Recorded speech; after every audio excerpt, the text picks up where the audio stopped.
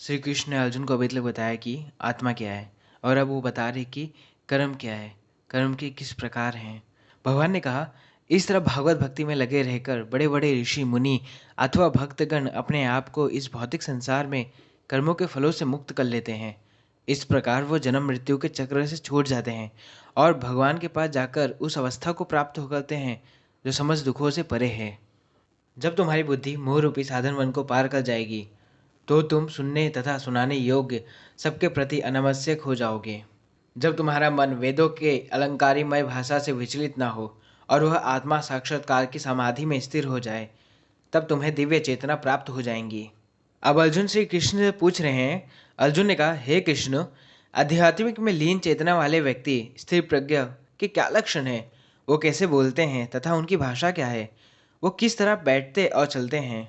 अर्जुन का यह प्रश्न सुनकर श्री कृष्ण हौले से मुस्कुराए और कहे, श्री भगवान ने कहा, हे पार्थ, जब मनुष्य मनोधर्म से उत्पन्न होने वाली इंद्रियां तृप्त की समस्त कामनाओं का परित्याग कर देता है और जब इस तरह से विशुद्ध हुआ उसका मन आत्मा में संतोष प्राप्त करता है, तो वह विशुद्ध दिव्य चेतना को प्राप्त स्थिर प्रज्ञ कहा जाता है, जो त्रैतपों के होने पर भी मन में विचलित नहीं होता अथवा सुख में प्रसन्न नहीं होता, और जो आसक्ति, भय तथा क्रोध से मुक्त है, वो स्थिर मन वाला मुनि कहलाता है। इस भौतिक जगत में जो व्यक्ति न तो सुख की प्राप्ति से हर्षित होता है और न अशुभ के प्राप्त होने पर उसे घृणा करता है, वो पूर्ण ज्ञान में स्थिर होता है। जिस प्रकार कछुआ अपने अंगों को संकुचित करके खोल के भीतर कर लेता है, उसी तरह जो मनुष्य अपने इंद्रियों को इंद्रिय विषयों से खींच लेता है, वो पूर्ण चेतना में दृढ़ता पूर्वक स्थिर होता है। देहधारी जीव इंद्रियों भोग से भले ही निर्विक्त हो जाए, पर उसमें इंद्रियों भोग की इच्छाएं बनी रहती है, लेकिन उत्तम रस के अनुभव होने से ऐसे कार्यों को बंद करने पर वह भक्ति में स्थिर हो जाता है।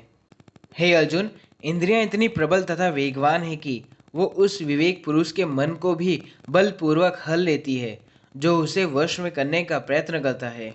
जो इंद्रियों को पूर्णतः वश में रखते हुए इंद्रियां संयम करता है और अपनी चेतना को मुझ में स्थिर कर देता है, वो मनुष्य स्थिर बुद्धि कहलाता है। इंद्रियों विषयों का चिंतन करते हुए मनुष्य की उनमें आसक्ति उत्पन्न होती है और ऐसी आसक्ति से काम उत्पन्न होता है और फिर काम से क्रोध प्रकट होता है। क्रोध से पूर्ण मोह उत्पन्न होता है और मोह से स्मरण शक्ति का विभ्रम हो जाता है। जब स्मरण शक्ति भ्रमित हो जाती है तो बुद्धि नष्ट हो जाती है और बुद्धि नष्ट होने पर मनुष्य भावकूप में पूर्ण गिर जाता है। किंतु समस्त राग तथा दोष से मुक्त एवं अपनी इंद्रियों को संयम द्वारा वश में करने में समर्थ व्यक्ति भगवान की पूर्ण कृपा प्राप्त कर सकता है।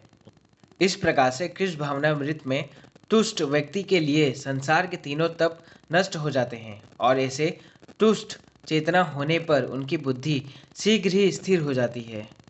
जो कृष्ण भावनामृत में परमेश्वर से संबंधित नहीं है, उसकी ना तो बुद्धि दिव्य होती है और ना ही मन स्थिर होता है, जिसके बिना शांति की कोई संभावना नहीं है।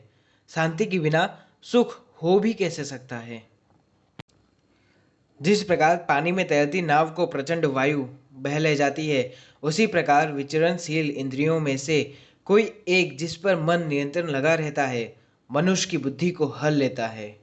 अत ए महाबाहु, जिस पुरुष की इंद्रियां अपने अपने विषयों से सब प्रकार से विरत होकर उसके वश में है, उसी की बुद्धि निस्संदेह स्थिर है।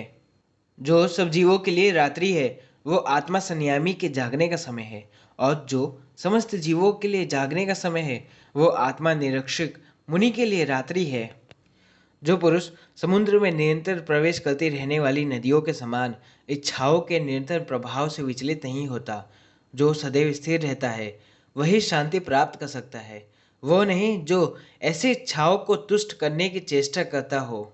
यह आध्यात्मिक तथा ऐश्वर्य जीवन का पद है, जिसे प्राप्त करके मनुष्य मोहित नहीं होता। यदि कोई जीवन के अंतिम समय में भी इस तरह स्थिर हो, तो वह भगवान धाम में प्रवेश कर सकता है।